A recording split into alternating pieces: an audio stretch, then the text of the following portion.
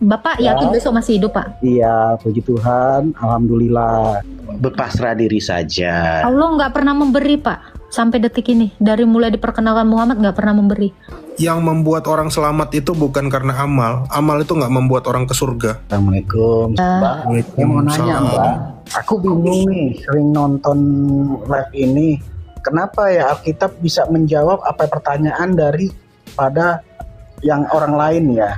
Sedangkan saya nggak pernah ketemu dengan kitab-kitab lain yang bisa menjawab pertanyaan orang gitu loh, Mbak. Ya udah murtad aja, Pak. Kalau udah taunya kok kebenaran itu. Iya, makanya saya bertanya, maaf ya. Iya, itu Kali jawabannya. aja. Karena ini adalah kebenaran. Oh gitu. Nah, terima kasih ya, Mbak. Kapan mau dibaptis, Pak? Kan nggak semudah itu untuk membaptis atau juga apapun. Agama itu kan tidak langsung bisa menerima seseorang, harus dilihat daripada tekad. Siap, Pak. Bapak yakin besok masih hidup, Pak? Iya, puji Tuhan, alhamdulillah. Bapak yakin besok masih hidup? Ya, mau hidup mau enggak, cuman pasrah saja. Yang Jangan, penting Pak. Sayang. Kau udah hidup, sudah tahu bahwa kebenaran adalah yang tertulis di dalam Alkitab. Masa kau mau berakhir dengan iblis-iblis yang di neraka? Sayang. Ya semoga apa yang Tuhan berikan, Allah berikan, aku hanya bisa berpasrah diri saja. Shalom saudara yang dikasihi oleh Tuhan Yesus Kristus. Kali ini kita akan dengarkan diskusi yang sangat luar biasa dari sahabat kita Murtadin Agatha yang sangat-sangat spektakuler, sehingga menghadirkan banyak orang untuk menonton karena memang sangat-sangat menarik. Ya, hampir 1M. Jadi artinya banyak sekali yang tertarik dengan pelayanan beliau. Karena memang pelayanannya mudah dimengerti dan tentunya membuat seorang paham akan ajaran firman Tuhan dan juga ajaran-ajaran yang lain. Nah, untuk itu mari kita sama-sama simak video berikut ini dan mari kita memberikan komentar, karena dari sini Agatha juga membuat orang-orang yang di luar Kristen menjadi paham, yang selama ini mungkin mereka diracuni dengan tuduhan-tuduhan palsu terhadap kekristenan yang mengatakan Kristen menyembah patung dan sebagainya.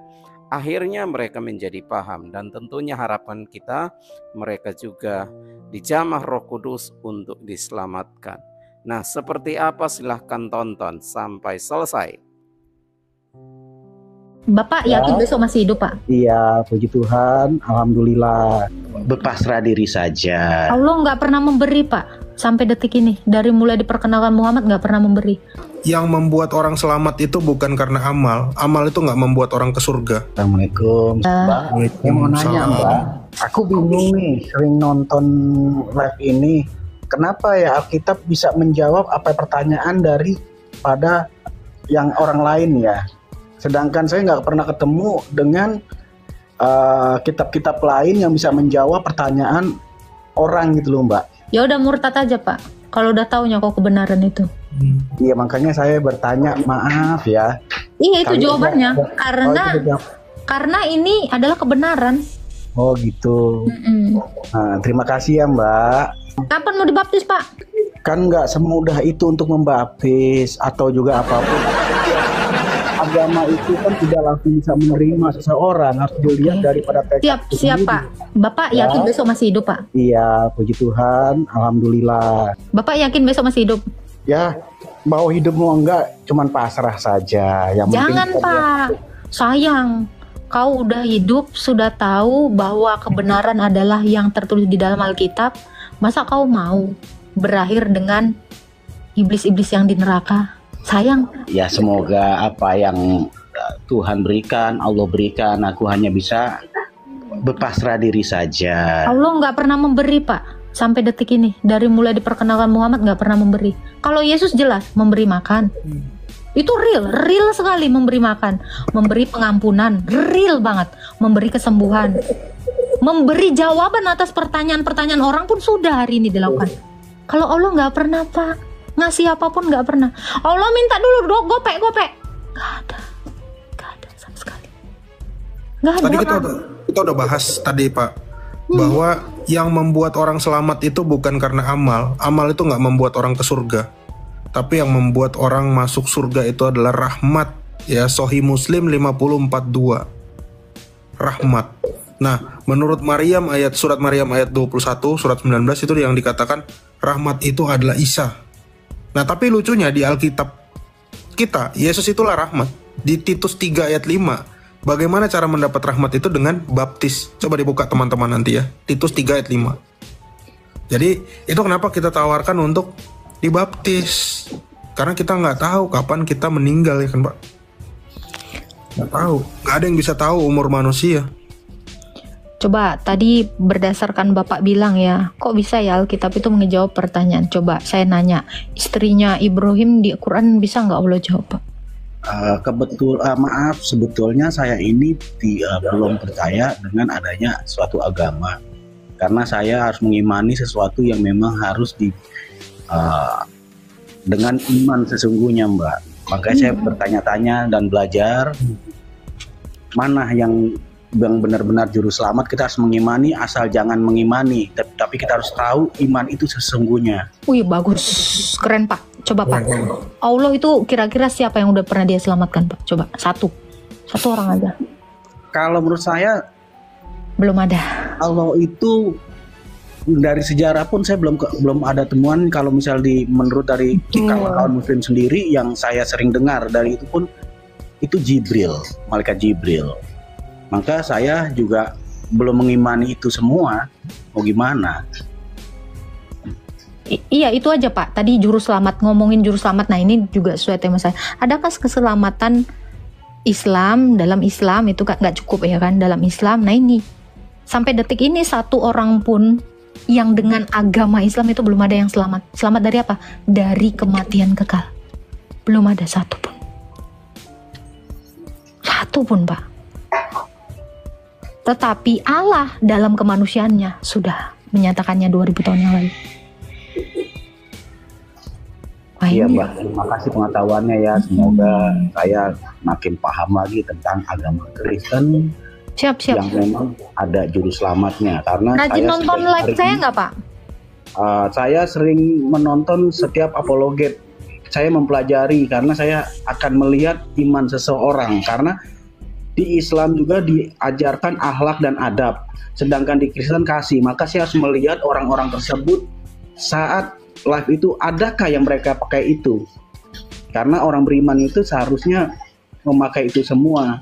Tapi kalau saya nggak mau menjelekkan agama manapun, tapi saya sering nonton juga Mbak Agatha, Mbak Mikana. Bapak jangan melihat kasih itu di dalam manusia Pak, tapi lihatlah kasih di dalam Yesus. Coba baca Alkitab. Karena Allah itu adalah kasih. Bapak lihat aja kelakuannya Yesus di dalam kitab kami. Itulah kasih yang sesungguhnya. Kasih itu berkorban. Itu kasih yang paling nyata. Kasih itu adalah mengampuni. Kasih itu tidak mendoakan yang jahat. Kasih itu berkorban tadi ya. Kasih itu memberi. Kasih itu tidak membalas. Itu yang diajarkan Yesus. Jangan lihat di saya. Kalau saya memang nggak ada Pak. Saya nggak punya kasih seupilnya Yesus pun nggak ada. Itu. Tapi lihatlah dari apa yang diajarkannya Yesus. Tapi lihatlah juga apa yang diajarkan Allah. Kau akan ngelihat kasih di situ. Ada kasih mati atau ada kasih hidup. Kalau Yesus itu kasih hidup orang. Kalau Allah itu kasih mati orang. Oh gitu Mbak. Terima kasih ya Mbak. Selamat malam. Semoga saya bertambah pengetahuannya. Ini dikit aja aku spill ya. Yang Allah mengatakan bunuhlah dirimu itu suatu lebih baik dari kau lakukan itu di mana Pak Prof? Saya lupa. Al-Araf tuh. Al-Araf 37 ya? Cerita tunggu aku cari dia. Iya. Tapi kalau saya bukan hafiz Quran soalnya. Ya siap. Nah itu ada juga di At-Taubah 29 atau 123 An-Anfal ayat 12. Itu kasih bunuh orang semua itu Pak. Kasih mati orang semua itu. Anisa 66. Nah, apa tuh Pak Prof? Silakan.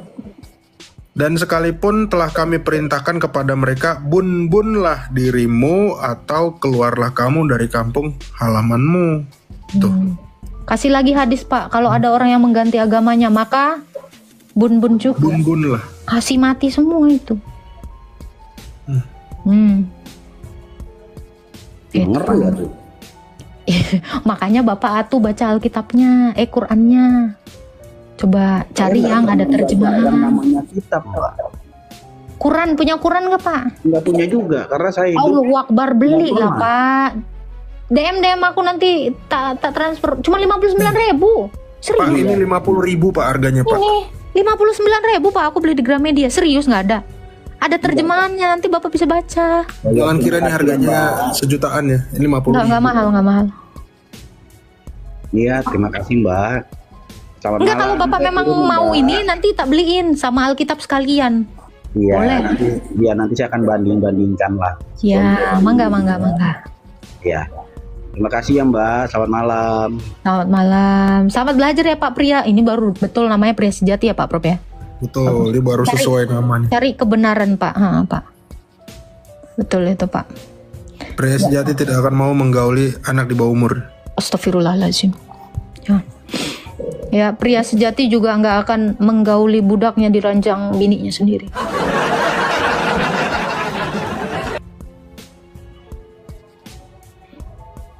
Nah, ini kira-kira pria sejati nggak ini? Cek ya. Tidur si Marta. Nefertari Cobra. Oke, Islam Kristen bro. Halo, Leak. Oh ini yang kemarin ngaku dia pindah dari ini tak? Dia ngaku pindah ke apa? Islam. Dia Hindu, dia dari Hindu. Ke Islam. Lagi bingung katanya. Tapi narasinya sih Islam. Kemarin dia Islam, terus ateis, terus Hindu. Nggak jelas-jelas ini orang. Makanya aku bilang ini pria sejati nggak nih? Kita tanya dulu dia. Katanya dia dari Kristen ke Hindu apa ya? Loh, coba yang bener apa hari ini? Ini tiap naik lain-lain jawabannya. Halo, Nefertari. Halo, di unmute bro. Islam Kristen. Halo. Islam Kristen. Udah ngaku Islam sekarang. Sekarang Islam. Iya. Waduh. Biasanya ngaku Hindu. Hindu. Ada yang mau ditanya? Ada Mbak. Silakan. Kejadian 8 ayat 21. Baca. Ketika Tuhan mencium persembahan yang harum itu, berfirmanlah Tuhan dalam hatinya, aku takkan mengutuk bumi ini lagi karena manusia, sekalipun yang ditimbulkan hatinya adalah jahat dari sejak kecilnya, dan aku takkan membinasakan lagi segala yang hidup seperti yang telah kulakukan. Apa yang mau ditanya? Pertanyaannya, Musa gimana dia bisa tahu isi hati Tuhan itu? Kan Allah yang mewahyukannya kepadanya. Loh, kan ini kan berfirman dalam hati katanya. Iya, Allah mewahyukan perkataan itu kepada Musa, sama seperti ketika penciptaan. Emangnya Musa tahu itu kalau nggak Allah itu sendiri yang menceritakannya kepada Loh, ini Musa? berfirman dalam hati, Mbak. Iya, Allah itu sendiri yang mengatakannya kepada Musa. Lu bagaimana Musa bisa tahu dia? Ya karena Allah yang ngasih tahu, kok gimana tahu? Gimana sih? Allah sendiri yang ngasih tahu sama Musa. Dia berkata dalam hatinya. Loh, nanya lagi kau, gimana sih? Pak Prof, aku kemarin ya Pak Prof. Aku dalam hatiku gini ya Pak Prof. Emang si Nefertari ini mau ngerada-rada. Loh, dari mana kau tahu Pak Prof isi hatiku? Lah karena aku ngasih tahu. Oh, dari mana saya bisa tahu? Ngerti sih? Lah kan dalam hati katanya. Iya karena aku kan udah ngasih tahu Pak Prof. Aku ya dalam hatiku mikir gini ya Pak Prof. Si Nefertari ini nggak ada otaknya loh. Itu dalam hatiku tuh aku ngomong, tapi aku kasih tahu sama Pak Prof. Kok Pak Prof tahu isi hatiku? Karena aku ngasih tahu. Kok bisa Musa tahu isi hati itu? Tuhan itu berfirman dalam dirinya. Karena Tuhan itu sendiri yang ngasih tahu ke Musa. Sesimpel ini pun nggak nyampe otak kamu. Katanya kamu Islam. Lalu bagaimana misalnya gini? Dari mana Muhammad tahu bahwa Allah pernah berdialog dengan Isa? Dari mana Muhammad tahu? Sementara Muhammad hidup 700 tahun setelah Isa. Siapa Kasih yang ngasih tahu? Dikasih tahu lah sama si Olo. Pasti Allah yang ngasih tahu kan? Ngasih tahu sama Bagaimana Jibril, kamu tahu? terus sama Jibril Allah. digosipin lagi. Iya, Allah berubah jadi pohon di surat Al-Qasas 30. Dari mana? Waktu ketemu sama Musa. Hai Musa, akulah Allah. Kan gitu kan? Tapi Allah nggak tahu apa yang ada di dalam hatinya Abdullah bin Umi Maktum. Karena Allah di situ bilang, barangkali. Gimana Dayat ini siapa? Yang ngomong Dayat ini siapa? Musa kan yang ngomong di situ. Kan Musa Iya, yang nulis. Musa itu bagaimana dia bisa tahu, nggak ngerti ini? Ya Allah sendiri yang ngasih tahu ke Musa. Dodong kali sih otaknya. Udah aku kasih contoh ya. Tunggu Pak, ini aku tanya dulu kau. Ini berapa? Ini berapa? Takutnya dia nggak bisa nengok lagi. Ini berapa Pak? Ini berapa? 1. Kalau ini apa? 2. Jari. Kan saya bilang Loh. kalau ini berapa? Ini apa? Ya. Saya tanya, ini berapa? Ini pasti 1. Kalau ini apa? Ini jari. Sambung, Pak. Coba aku tanya. Menyambung, Aku tanya ini berapa? Nah, Ini berapa, Pak Bang? Prop, Pak Prop. Ini berapa? Ini berapa? Bro, Dari Jawab ya, itu 2. ini berapa? Gak apa-apa tak, aku tanya ke dia. Takut dia Pak Prop. Jari. Ditanya berapa loh? Jari jawabannya. pertanyaannya menjebak. Enggak jebak. Andai kau memahami pertanyaan orang, kau kan nggak pernah nyimak. Makanya besok-besok dikimak. Bagaimana dia bisa tahu isi hati Tuhan itu? Dia ngasih tahu. Mana nggak ada? Loh, itu semua habis dia ada wahyu dikasih tahu. Aduh Tuhan. Aduh. Kali kita mirroring. Soalnya room saya ini bukan room penghujat dan room saya ini nggak pernah menghujat orang ya. Ini Betul terbukti itu, ya. betul itu. Ini terbukti karena yang kami katakan ini bukan hujatan, ini dalil. Harus by data. Betul. Jadi tolong ya teman-teman Kristen juga memahami posisi kami. Kalian sih seneng ambulan di bawah, gue yang keok. Yang dimaki-maki gue, yang dihina-hina gue, yang diancam gue. Lu seneng, kebagian ketawa. Ya, biar nggak kontrasepsi, paham ya. Silakan Rizky Ananda. Halo. Iya. Halo Kak, ya. Ya, Islam Kristen Pak. Islam Kak. Ya, silakan Bang. Mau bertanya apa Bang? Mau nanya, kira-kira Tuhan Yesus itu kapan ya adanya? Dalam kekekalan. Keilahiannya itu ada dalam kekekalan. Kemanusiaannya itu 2000 tahun yang lalu. Itu jawabannya. 2000 tahun yang lalu. Dalam kemanusiaannya, dalam keilahiannya dia dalam kekekalan sudah ada. Berarti 2000 tahun yang lalu ya? Enggak? Kemanusiaannya, Emang betul. susah. Manusiaannya. Kalau keilahiannya? Dalam kekekalan telah ada. Sejak Dalam kekal. kekekalan udah ada. Sejak kekal. Jadi kalau Bunda Maria itu kira-kira mana lebih tua? Dalam daripada kemanusiaannya ya Bunda Maria, Bang. Oh gitu. Dalam Itu sebenarnya udah kemanusiaan. jawaban ya. Ya, oke. Cuman kan gini, dalam kemanusiaan berarti kan Kakak Agatha kan mengakui Tuhan Yesus itu kan manusia kan? Allah dan manusia, nggak bisa Allah kita dan potong. manusia. Allah dan manusia. Berarti Allah itu lebih muda daripada Bunda Maria. Kemanusiaannya. Kemanusiaannya Kalau lebih kamu muda. tanya Allah itu lebih mudah ya salah. Orang keilahiannya, kealahannya itu kekal. Tidak berawal, tidak berakhir. Lu kok kamu bilang lebih mudah gimana sih ini mu? Kecuali gini, Bang. Kecuali Saya kan bertanya dengan logika. Iya tuh itu pertanyaannya logika. mesti memang dipikirkan Ini logika. matang-matang gitu. Karena Anda bertanya tentang apa? Kalau kemanusiaannya iya kami mengakui, betul. Kan Kemanusiaannya pertanyaan- berawal. Pertanyaan kalau dia Tuhan tadi, Yesus itu manusia gitu ya kan? pertanyaan dia tadi berarti Allah lebih mudah kan ini gila. Iya, nggak logika nangka. kau. Coba sekarang kita tanya ya. Tadi kan gitu jawabannya berarti Allah keilahian Yesus sebelum segala zaman dalam kekekalan. Kemanusiaannya Berarti tadi 2000 Agatha tahun lalu. mengakui, Berarti Berarti terus sabar bro. Tadi kita berbicara tentang dominatur. Ya lanjut tak. Enggak, langsung Prof, dia tak mute dulu. Nah, sekarang kalau begini, Ya, kami udah menjelaskan tentang keilahian Yesus dan kemanusiaannya yang berawal 2000 tahun lalu dari Bunda Maria. Nah, sekarang pertanyaannya, Allah sama Muhammad tuaan mana? Kamu jawab, bisa nggak? Mana lebih tua, Allah sama Muhammad? Bang, unmute, silakan. Allah sama Muhammad itu ya Allah lah. Muhammad itu kan Rasul. Oke. Rasul itu Kita terima. Sekarang tanya Qurannya, Prof. Tua mana Quran sama Muhammad? Tua mana Tua Quran mana? sama Muhammad? Quran sama Muhammad. Iya. Ya Al-Quran itu diturunkan kepada Nabi Muhammad. Nggak nanya itu. Tuaan Ya, mana? maksudnya tuaan mana kan? Hmm. Ya Nabi Muhammad lah. Cuman Nabi Muhammad lah. Berarti firmannya Allah itu lebih muda 40 tahun. Lebih muda, ya. iya.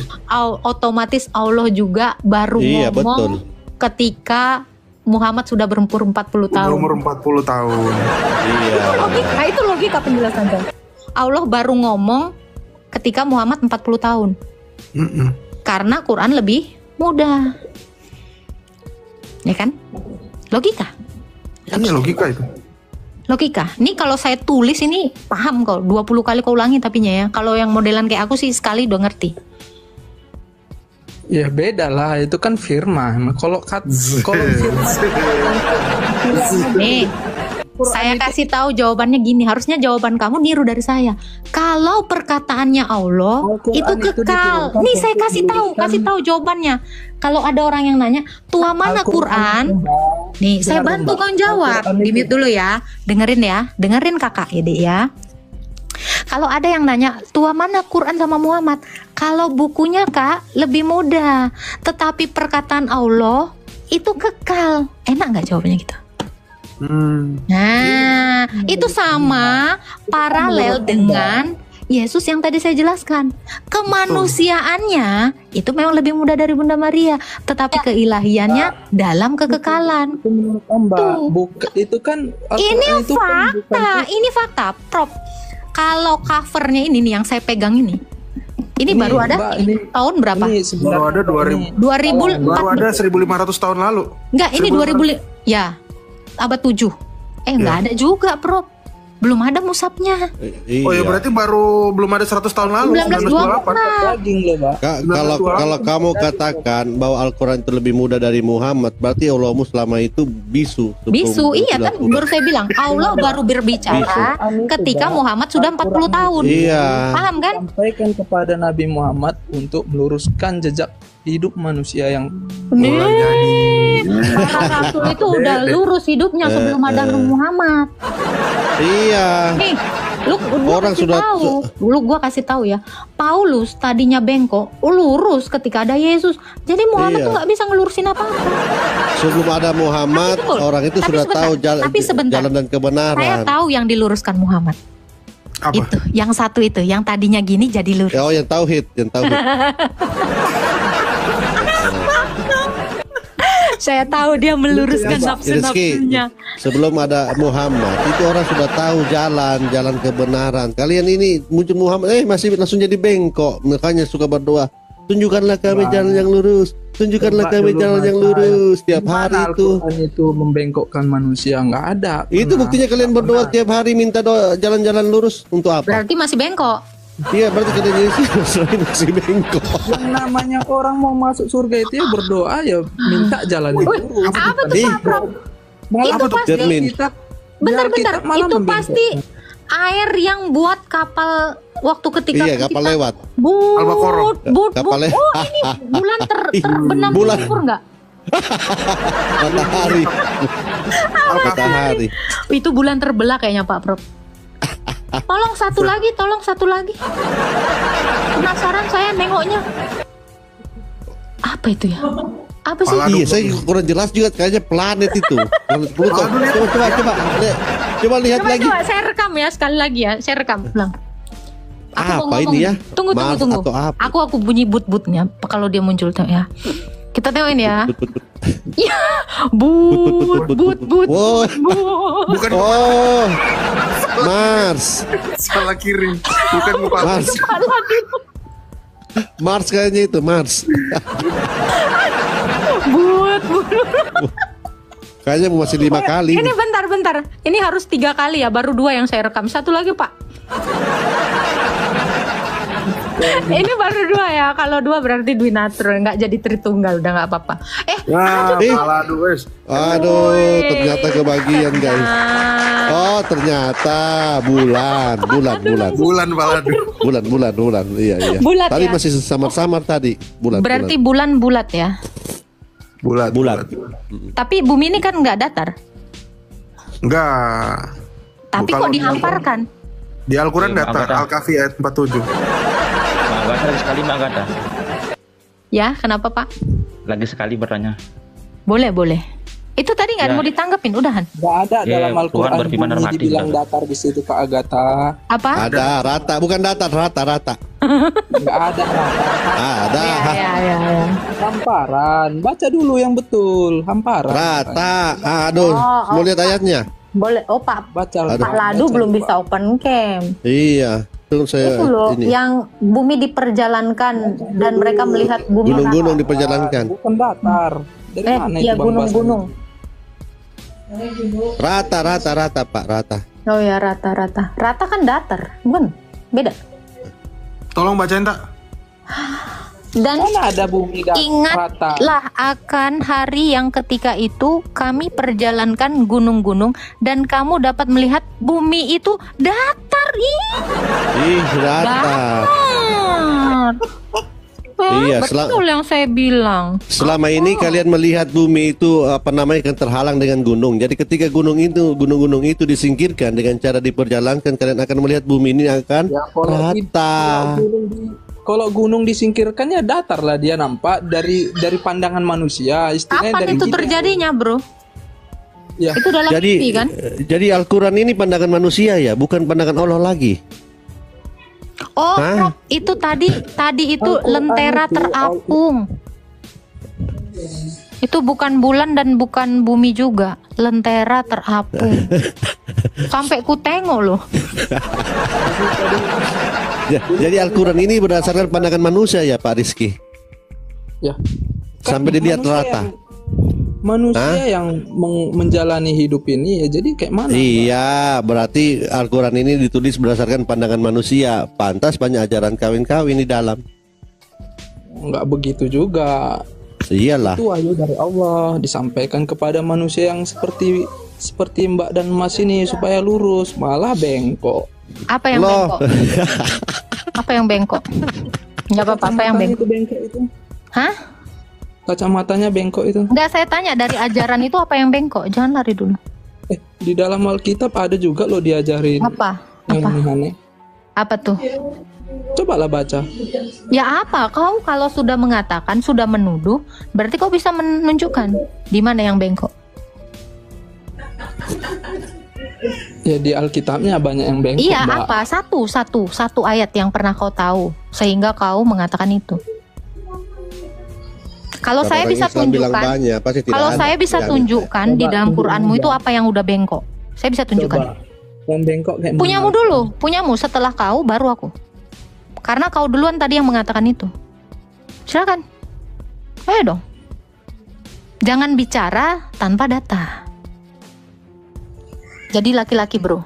Jangan jadi banci. Cari aja dulu. Saya kasih waktu. Banyak sih. Satu aja. Saya nggak minta banyak. Satu. Kalau orang Islam bilang banyak pasti tidak ada itu. Banyak. Yakin saya.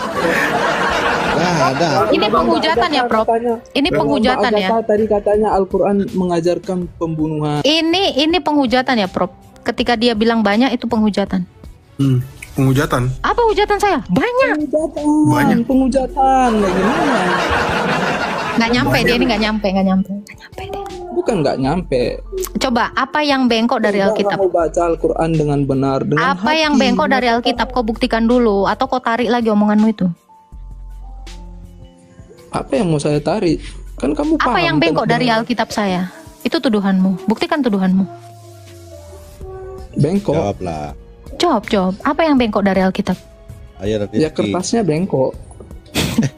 Botol. Lawak-lawak. Gak sanggup dia. Makanya dia kayak gitu. Udah, Anda mau bertanya apa? Nggak apa-apa. Kasihan dia. Ya, jadi kan gini, orang Mbak kan mengakui Yesus itu Tuhan, ya kan? Tapi kenapa Tuhan itu dilecehkan? Apa yang dilecehkan apa dari dia coba? Contoh, dia disalibkan dengan menggunakan pakaian dalam. Memang seperti itu hukumnya, itu bukan dilecehkan. Memang seperti itu. Apa Tuhan terima dengan diperlakukan seperti itu? Buktinya udah diterima. Kok apa Tuhan terima? Orang udah diterima itu kok. Atas keinginan siapa kira-kira? Itu Atas keinginan siapa atas kira-kira? keinginannya. Dia disalibkan. Atas keinginannya. Sementara contoh gini. Orang yang disalibkan itu orang-orang yang pendosa. Apa Tuhan itu pendosa? Di mana kamu dapat literasi yang disalibkan itu pendosa? Coba. Pernah saya mendengar bahwa jangan mendengar, literasi dong. Menghukum seseorang yang maling. Iya, memang begitu. Iya, datanya buka. Di mana? Kamu bisa open game nggak? Oh, bisa. Coba buka kameramu, cari. Dalam penyaliban itu untuk orang berdosa, coba. Ya, saya kan pernah nonton itu tentang Keyesusan itu kan gitu kan. Saya tonton yang di samping Yesus itu mereka pendosa, ada yang maling, ada yang ini. Mereka dihukum bersama-sama Tuhan Yesus. Ya, gitu. Oke. Makanya gitu kan. Lalu? Berarti Yesus berdosa. Ini memang melakukan perbuatan yang berdosa. Oke. Gitu. Apa perbuatan dosa dia sehingga dia disalibkan? Oh ya, tunjukkan. Apa perbuatan dosa Yesus? Silakan. Orang Romawi tadi yang saya bilang. Kan kamu bilang, oke saya setuju ya. Kalau orang yang disalibkan itu adalah pendosa. Sekarang tadi kamu tunjukkan ya, yang di sebelah itu ada perampok, ada pencuri. Oke, itu dosa dia. Dosa Yesus apa? Tadi kan Mbaknya nanya. Dosa Yesus apa? Tuhan dilecehkan, saya bilang gitu kan. Apa iya Tuhan terima dengan pelecehan seperti itu? Iya kan? Mbak nanya apa yang dilecehkan? Sementara orang Romawi zaman dahulu. Gak usah diulang. Kamu mengatakan yang disalib itu yang berdosa. Apa dosa Yesus? Ya saya yang bertanya sama Mbak, kenapa dia disalibkan? Yesus disalibkan karena dia mengatakan kebenaran bahwa dia adalah Allah. Apakah kebenaran dia adalah Allah itu merupakan dosa? Seperti halnya saya mengaku manusia. Sabar. Sama halnya saya mengaku manusia lalu saya disalib. Yesus itu mengaku Allah maka dia disalib. Itu dosakah itu? Dosakah saya ketika saya mengaku saya manusia? Dosakah Yesus ketika dia mengaku anak Allah? Gimana? Iya, di Yohanes 19 ayat 6 ini dikatakan, Pilatus ini mengatakan, ambil dia dan salibkan dia, sebab aku tidak mendapati kesalahan apapun padanya. Tidak ada kesalahannya. Tidak ada. Orang Romawi sendiri bilang itu. Iya, orang Romawi sendiri bilang tidak ada kesalahannya. Saya kasih kamu ini fakta. Selain dari Yesus yang tidak berdosa tetapi disalibkan, ini ada fakta yang sering terjadi. Orang salah menghukum. Bentar, ada kalau kamu lihat ya, ini adalah kasus-kasus yang benar-benar di dunia nyata. Ada orang yang dihukum karena dituduh dia adalah sebagai pembunuh berantai, padahal bukan dia. Ada orang yang salah hukum. Demikian Yesus. Dia tidak berdosa, tetapi dia dihukum atas ketidakberdosaannya. Ada. Ini fakta dan ini sangat logik. Ada orang yang dituduhkan atau difitnahkan akan kesalahan yang tidak dia lakukan. Allah, kenapa? Berarti Tuhannya dihukum. Begini Reski. Dalam apa namanya ada tentang pengorbanan itu, korban itu biasa yang dikorban itu yang tidak bercacat.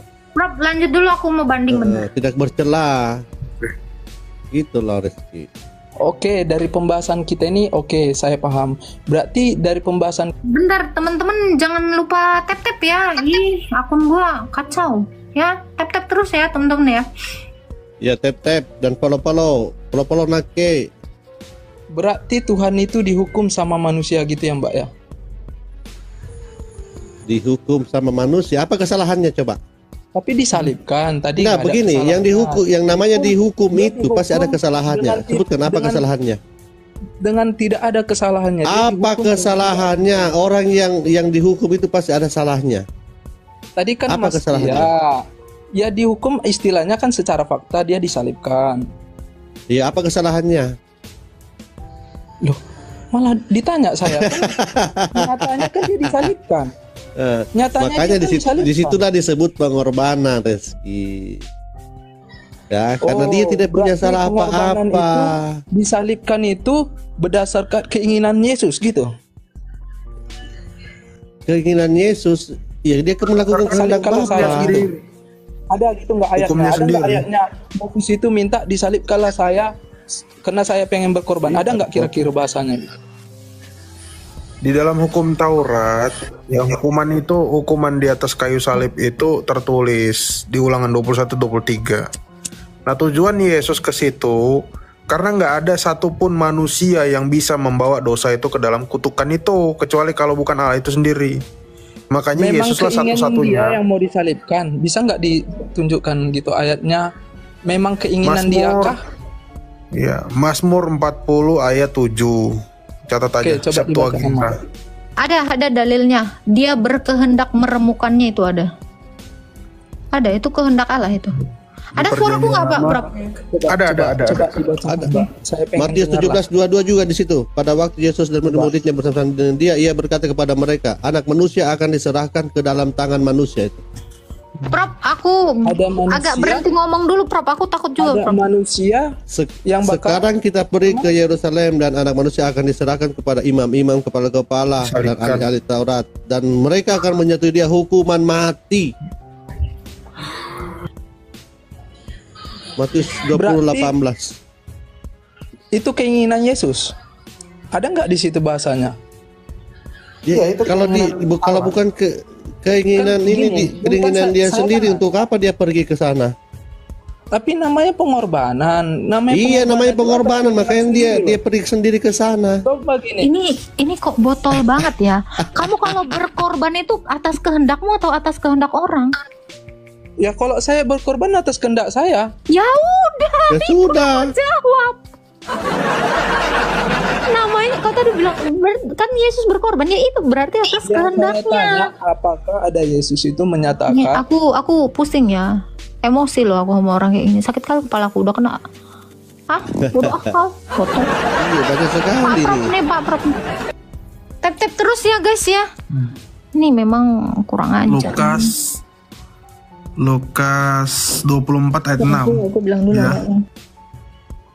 Ingatlah apa yang dikatakannya Yesus kepadamu ketika ia masih di Galilea, yaitu bahwa anak manusia harus diserahkan ke tangan orang-orang berdosa dan disalibkan dan akan bangkit pada hari yang ketiga. Ini pernyataan siapa? Pernyataan Yesus. Yang mengatakan siapa? Murid-muridnya. Dicatat oleh siapa? Lukas. Lukas ini muridnya nggak? Lukas ini muridnya. Di dalam salah satu dari 70 rasul. Nih, Yesus mengutus 70 murid. Nih, 70 murid ini termasuk Lukas. Jadi jangan dipelintir kemana-mana lagi. Kalau Islam itu gitu ya. Mau dengan cara sebodoh apapun, semua dihalalkan demi membela Allahnya yang tidak tahu sejarah dan nabinya yang nggak tahu. Tapi tadi udah kejawab ya. Tapi tadi udah kejawab. Kamu aja kalau berkorban atas kehendakmu, demikian Allah berkorban atas kehendaknya sendiri. Ada lagi yang mau kau tanyakan? Jangan berputar-putar, itu dalilnya udah dikasih Pak. Ada nanti bakalan ada manusia yang bakal berkorban untuk manusia yang berdosa katanya kan. Begitu kan? Mana? Masa Gimana ayatnya? kan seharusnya dia bilang nanti saya akan berkorban untuk manusia yang berdosa, kan seharusnya begitu. Kalau dia, Buktinya dia kata-katanya pergi. tadi kamu nggak baca. Buktinya dia pergi ke Yerusalem untuk apa? Ya, Dan menyerahkan korbannya dirinya. ingat ya teman-teman yang Kristen di bawah ya. Ingat ya, korbannya teman-teman Kristen yang di bawah. Yesus di kayu salib. Jangan kira dia korbannya sama seperti korban berhala gitu ya. Ingat, Yesus bangkit. Beda dengan si berhala ini yang dari Jazirah Arab. Waktu nabinya mau disalib, dia kasih sesajen itu, yang namanya stuntman. Yang stuntman-nya nggak tahu namanya siapa. Katanya Yudas, padahal nggak ada dalilnya. Katanya Sarjis, katanya Barsabas, katanya lagi Simon. Gak jelas. Itulah yang sebetulnya adalah si berhala sejati yang butuh korban. Betul nggak Pak Ladu? Betul sekali Pak Prof. Ingat, Iya. Yesus itu bangkit bro. Kecuali dia mati baru nggak bangkit lagi, itulah berarti korban, kayak korban sesajen. Allahmu itu yang pakai sesajennya nggak tahu ini namanya siapa, ini si stuntman ini. Itu loh. Itu yang betul-betul berhala itu. Nah, di mana ayatnya? Menyerupakan itu Anisa yang menyerupakan. 157. Anisa 157 ayatnya. Surat 4 ayat 157. Coba bacakan. Sesajennya, bahasa sesajennya. Coba. Ya, diserupakan. Coba. Oh, mau bahasa sesajen? Enggak, ya kan tadi kamu bilang sesajen. Jadi mau bahasa sesajen? Oke, sebentar. Saya buka dulu. Bukhari 50. Dengan cerita yang kamu buat tadi ya. Sesajen kamu bilang kan? Coba jelaskan. Betul. Ntar ya di Bukhari 54:2 ya Pak Ladu ya. Sesajen itu ya. Sesajen ya. Coba buka. Yang si Muhammad kasih daging sesajen buat sesembahannya. Bentar. Mana ya? Ini kodok siapa ini? Kodok siapa ini? Si kontra ya? Coba. Kodok. Maaf. Maaf, naik lagi Pak kontra. Di mute aja tadi harusnya. Teman-teman yang di bawah saya himbau ya, tolong ya. Di tap-tap ya.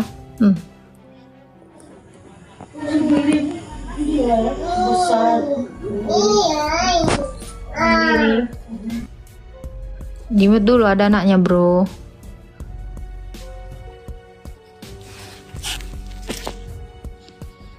Tap-tap sampai 1M. Sedikit lagi 40k. Ya Pak Prof. Ya Pak Ladu. Itu apa namanya, tap-tapnya itu lagi 30k, sudah cukup 1M. Iya. Banyak ya. Dari jam berapa aku ini hari ini yang nonton itu ya Pak Prof ya. Ini ada 71,9 ribu orang yang nonton. Wih. Iya, total penontonnya yang keluar masuk ya 72 ribu orang gitu ya. Bantu tap-tap ya teman-teman ya.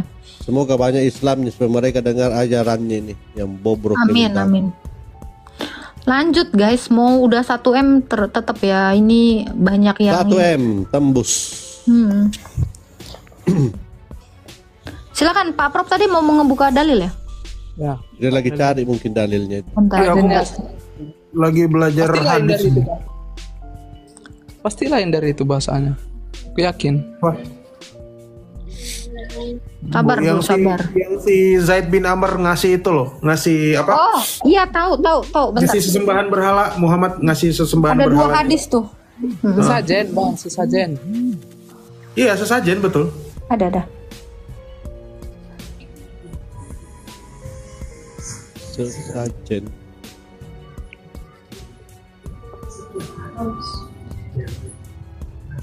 Lanjut dulu. Aku bukan ahli hadis soalnya. Si Faslap itu tahu, bentar ya. Gini Reski, inilah akibat kalian tidak tahu isinya Taurat, apa kitab Taurat ini, bagaimana. Makanya kalian bingung. Kok ada yang kayak begitu-begituan?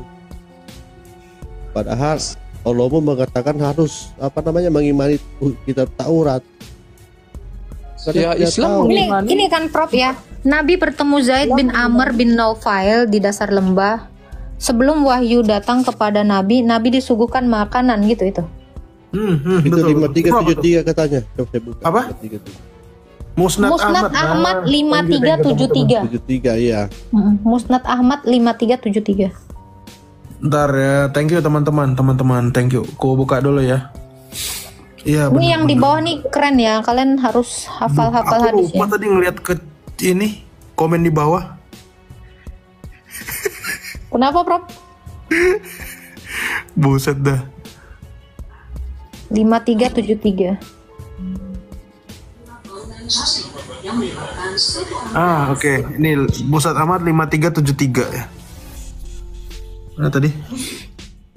Musnad Ahmad 5373. Oke. Di sini.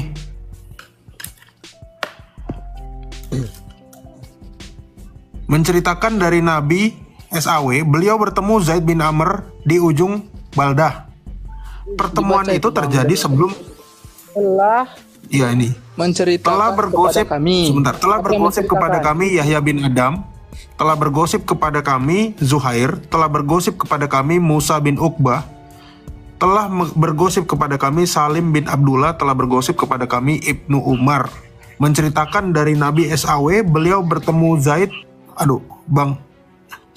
bertemu Zaid bin Amr bin Nufail di ujung Baldah. Pertemuan itu terjadi sebelum turunnya wahyu kepada Muhammad. Maka Rasulullah SAW menyuguhkan sebuah hidangan berisi daging untuknya. Sayang, dia menolak. Siapa yang nolak? Zaid bin Amr ya? Yang nolak? Zaid. Menolak menyantapnya seraya berkata, saya nggak mau makan daging yang kalian sembelih dan dipersembahkan kepada berhala kalian. Berarti Muhammad pagan. Nyembah berhala berarti ini kan sebelum turunnya wahyu. Pagan. Thank you teman-teman. Terus kalian bilang yang lahir itu nabi, ternyata anak pagan. Lah. Besok kalian rayakan ini hari lahirnya anak pagan. Gini Bang, Astagfirullah. kasih saya ngomong. Astagfirullah. Itu kata-katanya dicermati dulu biar lurus otaknya, Kak, Bang, semua yang ada di sini ya. Iya. Nabi Muhammad menyerahkan makanan, bukan sesajen. Tadi kata si abang sesajen. Coba Kak Prof, dia aja yang baca, biar dia aja yang baca. Kenapa? Baca. Silakan baca, Bro. Baca. Ya, baca dari sini. Maka baca Bang. Baca Rizky. Iya. Di situ kan Baca. makanan. Baca dulu aja. Baca dulu aja, Bro, baru menyimpulkan. Baca. Oke, maka Rasulullah Shallallahu Alaihi Wasallam, ke samping, menyuguhkan sebuah hidangan. Siapa yang menyuguhkan? Rasulullah. Rasul. Oke. Kepada siapa? Kepada? Berisi daging untuknya. Ya, untuk siapa? Zaid. Zaid menolak. Maaf, aku nggak menerima berhala. Yang menolak siapa? Sayang. Zaid menolak. Karena Zaid Kenapa bukan dia pagan. menolak? Kenapa dia menolak? Menyantapnya seraya berkata, saya tidak mau makan daging kalian apa nih? Dengar gini. Yang kalian sembelih. Yang kalian sembelih yang dipersembahkan kepada berhala. Berhalanya siapa? Berhalanya Baginda. Tuh, karena yang suguhkan adalah nabinya orang Islam. Oke, silakan kamu ngomong, silakan dia ngomong. Saya ngomong. Nabi Muhammad itu memberikan makanan untuk si Zaid, bukan berhala. Oke, kenapa si Zaid menolak? Gak apa-apa, Prof. Oke, Nabi ngasih makanan kepada Zaid. Zaid nolak. Kasih dulu saya ngomong, baru kamu ngomong. Dengar, yang dipersembahkan makanan, udah kan? Dulu sebelum Rasulullah itu menerima wahyu dari Allah, ya kan? Dulu kan masa itu apa namanya? Masyarakat yang ada di itulah masih menyembah berhala. Terus? Tapi Nabi Muhammad tidak menyembah berhala karena dia ilmunya tauhid. Terus?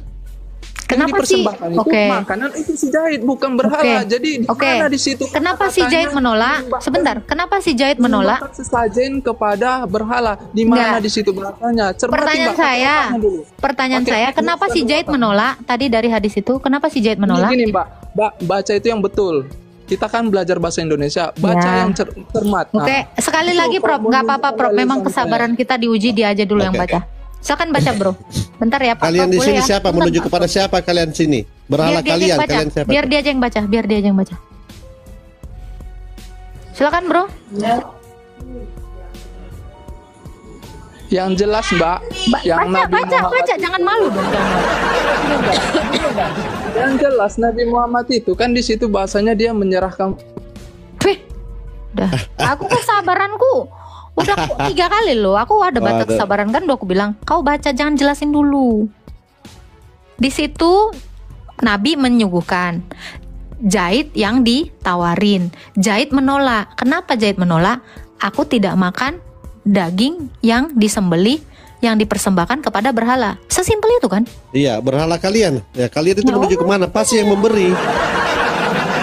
Jadi kata kalian di sini domirnya itu menuju kepada yang memberi. Siapa yang memberi? Nah, sudah orang pagan. Ya? Iya. Kamu belajar aja membaca, bro. Makanya Jangan belajar belajar. nanya iman orang. Halo Pak kontrasepsi. Halo. Bukannya apa-apa ya. Kita kayak buang-buang waktu dari tadi. Nggak ada otak. Halo Mbak. Ya silakan Pak. Islam Kristen Pak. Kristen lah. Ada yang mau ditanya? Ada. Silakan. Ada. Tapi ntar kalau ada suara kodok minta maaf ya. Nggak apa-apa, maaf. Tadi kaget aja Pak. Iya, saya tinggal di tengah sawah.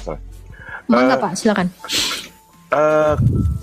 Soal Adam dan Hawa. Oke. Kalau bagi saya sih, saya nggak percaya ada Adam dan Hawa ya. Meskipun saya percaya Pertanyaannya aja Pak. Pertanyaannya aja. Pertanyaannya, apakah Adam dan Hawa itu benar-benar ada? Ada. Loh, Yesus nggak pernah ngomong loh. Saya udah baca. Ada. Loh, Ada. Kalau saya tunjukkan Yesus ngomong gimana? Ada laki-laki aja kali. Si laki-laki ya. Oke. Tapi bukan Adam. Gini Pak. Yesus Ini nggak Bapak pernah bisa ada lihat. sesuatu Ini saya jawab. Tunggu, saya jawab. Bagi saya, tunggu, saya mau ngomong aja. Mungkin Anda saya kan salah. mau bertanya atau Anda mau menjelaskan ya? Kalau bagimu ya kau keluar aja dari sini. Kan Anda bertanya. Pertanyaan Anda aja yang mau saya jawab. Terserah pendapatmu apa. Saya nggak ngurusin. Kau mau bilang nggak ada Adam, itu it's okay, nggak masalah bagi saya. Kalau kamu mengatakan Yesus nggak pernah mengatakan ada Adam, ada. Tentu di dalam Matius dikatakan ya. Ini ada silsilahnya ya dari Abraham. Dan dia sampai ke Adam itu yang mana Pak Prop ya? Lukas ya? Matius sama Lukas tak? Matius sama Lukas. Oke. Kalau Matius itu dari anak-anak Abraham Pak Prop ya? Lukas coba bentar ya. Saya ingatnya Lukas sih. Silsilah Yesus itu Matius 1, 2.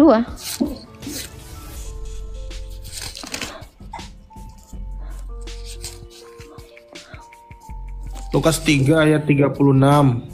Oke, kita baca dulu Lukas ya. Lukas 3 ya, ayat 26 ya. Iya. Oke. 36 atau 38? 38 yang ada Adam. 38 ya.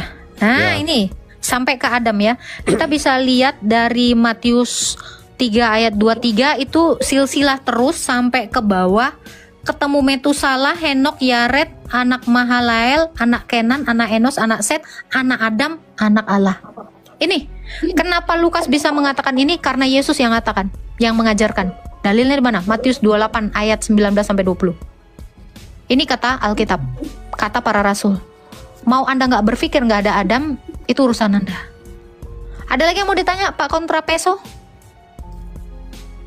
Saya nggak nanya pendapat Anda di sini, urusan Anda itu. Ada yang mau ditanya lagi? Pak Kontra, halo? Nggak percaya nggak ada Adam, nggak apa-apa. Bahkan gini ya, di dalam penjelasannya bahkan di Alkitab dikatakan apa? Karena ketidaktaatan satu orang yaitu Adam, semua orang menjadi berdosa.